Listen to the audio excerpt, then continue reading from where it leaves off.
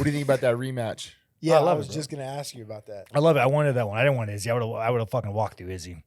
I love it, bro. Fucking You again. think Dricus is a tougher matchup for you, or are you just you want it back because you want? Let me tell you, if it wasn't for that headbutt and cut, I would have fucking walked through him. If you watch that fight, till the blood happened. Yeah.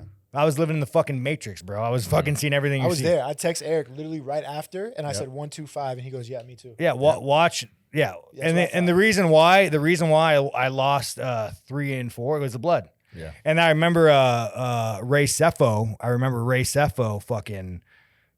He broke an orbital in a fight, and Ray Cepho was literally telling me this like 3 weeks ago. He was like, before the fight, he was like, Sean, I couldn't see out of my eye. I just fucking bit my mouthpiece and I fought. So that's why whenever I won 5, I was literally walking out thinking about Ray Cepho. Just sack the fuck up, Sean. Dude, how great of a resource is Ray? Oh my God. You want to talk about one of the baddest motherfuckers, dude. For real. I've heard stories. I obviously didn't watch it. Let me tell you about Ray. It is only a gift of God that he is not in prison. Yeah. Seriously. Like there are some people. I always think Sean's about to say this like profound statement, and it's like, let me tell you this serious thing. No, he should be dead. Like no, I tell Ray, Yeah, I tell Ray this all the time. Like, bro, do you understand how lucky you are Yeah. to have walked through life and not went to jail? Like, do you understand the way you've lived your life and what you've fucking done that you are not in prison? But it's not like, I don't say he's not like a violent criminal. He's not a bad person. He's a man's man. Bad Like he is like, motherfucker. he was like, you do something, there is repercussions. Like, he was telling me the story. This guy, this happened years ago, like fucking years ago. Don't laugh. Somebody hooked up with one of his, there's a friend circle. And he hooked up. I know about this one. There was a friend circle, and a guy hooked up with somebody's girlfriend. Okay. Ex. Ex. They broke up. Okay. And Ray took him downstairs and pretty much just beat the fuck out of him. And he was like, hey, you don't fucking do that. You don't do that, yeah. Like Ray, when you want to talk about a man's man, like fucking Ray, bro. Standards and morals, but Ray's very old school and was raised differently in New Zealand. And when you get to talking to Ray about like, bro, this guy's fought all of New Zealand twice over. Like every story you hear about Ray, like he has his nightclub and knocked out 9 guys. And let me say, if Ray was ever like, hey, fuck you, Sean, let's go outside, I'd be like, dude, Ray, you really like, sure? You want to talk about this, bro? Like we're fucking men here, dude. Yeah, like dude. we're not resort to violence. we talk about this shit. We're in the gym, bro. I carry this little 380. This is this small, it fits in the pocket, Like it's a nice gun, dude. It's like you just be quick, dude. And I'm like. And then Ray pulls out this big fucking 5.7 with like armor piercing rounds. I'm like, God damn it, Ray. Yeah, dude. Make me feel like I got a little dick. Honestly, like when I think about when you were actually talking about one day, I think when Ray like is done sparring, like Ray's retired, but Ray still spars every day. He spars 3 days a week. I see him the go way. with Francis sometimes. I'm like, he has the like demons, 50. bro. Yeah. I think when Ray's done sparring, like I'm gonna fucking retire. Yeah, it's like, dude, I just can't not show up and not have Ray in our gym. Like it's just so, this is aura about him, and there's bro, this and he's big brother he's thing always about happy, him. bro. He's always happy. Like I walked in the gym. And I was just like, I try to be happy. There are some days you can't be happy. You can't be a sociopath. You can't be one of these toxic fucking, like this toxic happiness of like, everything's good, everything's right. Like you can't fucking do that. Yeah. So I walk in the gym all happy and shit. And like, I think Kurt or somebody like made fun of me for being happy. I'm not depressed. And I'm like, dude, you never understand. Like, you could wake up tomorrow with cancer and be dead. Like, you get one fucking life. You get one fucking life. And you could choose to be miserable every day. Sure. And then Ray was like, the most violent, savage guy was like, yeah, Sean, with his big old fucking smile. Yeah, Sean's right. Be happy.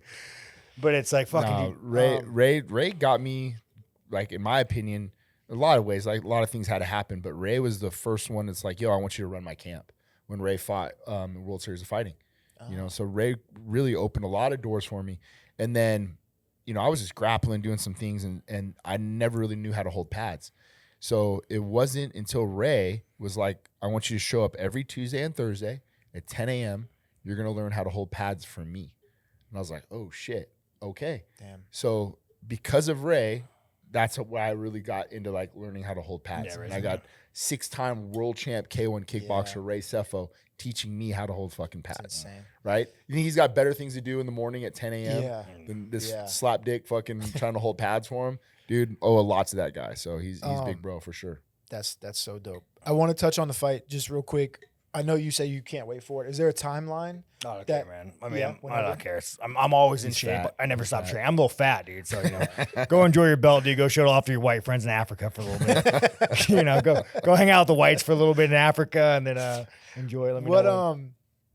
from a coaching standpoint, like what, you know, obviously we talked about, I think a little bit last week about how Sure. Sean and Dricus have like a similar style Right. in awkwardness, but like way different technique or whatever. Yeah. What are some things that maybe we need to do this time to come away I with the win? mean, it's not a lot. And there's nothing that I really want to give away. Sure. I think there's just some things that we got away from in the fight that we needed to stay on. Yeah. But the one thing that I will bring up that I feel like Sean doesn't give himself enough credit for.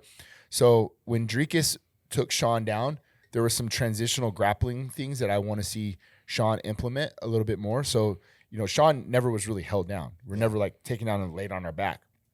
But Sean's really good at hitting the switch, and Sean's really good at really counterbalancing and taking the back. Yeah. To where I think Sean could implement a little ground and pound and top pressure himself. Anecdotally, looking back at what Brad did when Brad fought Dricus, Brad got on top and Brad rode Dricus all the first round.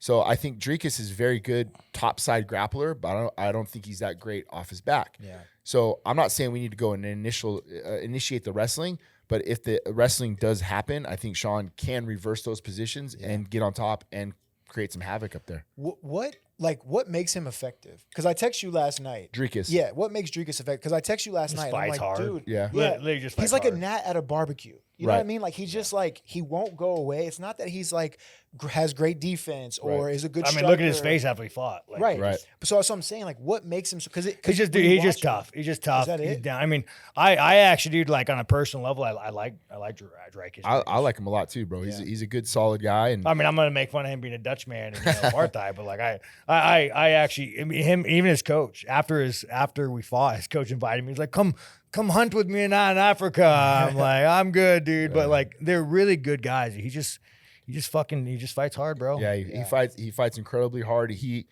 has a self-belief and I think that's just it, man. I think you start talking to these guys, the confidence really plays into a lot when you see guys get on that roll and they know they can win, or they're winning fights. However they're winning fights, they believe in themselves, you know. And there was a point there last night, and you should watch the fight eventually, right? Yeah, I can't believe you didn't watch. the fight. But there were some spots there where I thought Izzy started to take over, and then Dricus would find a way to kind of win the moment back, you know. Well, Izzy's fucking. He's all skill. Dricus is all fight. Yeah. You know, it's like. Were you surprised how tired Izzy looked? Because my theory is like, because I know they made a lot about his physique. He put on weight and muscle or whatever for this fight.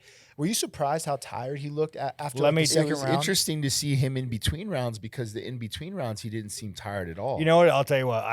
Whenever I watched the highlight of his training, and Dan Hooker, who I like, was just fucking ragdolling him on the ground, ragdolling him. Dan, he is a savage, but He's not like an elite. I will smoke you in wrestling, and I will smoke you in wrestling for 5 rounds. Yeah. And the fact that you are taking this fucking middleweight world champion and you're just beating the living fuck out of him everywhere, I'm like, nah, dude, you just. So the Izzy. I think I fucked up Izzy when he lost to me. I think that fucked his head up a little bit. He was like this white trash motherfucker that like missing half his leg comes and walks through me without even like struggle. I think that fucked him up. Like what you were talking about earlier, like when they show a chink in the armor, like someone that, like you said with Chuck and Rashad or Gaethje and Tony. Yeah, I think that fucked him up a decent amount. Like, and not only that, I did it from such an insulting way. Yeah. Like, I mean, I was like making fun of his fucking life.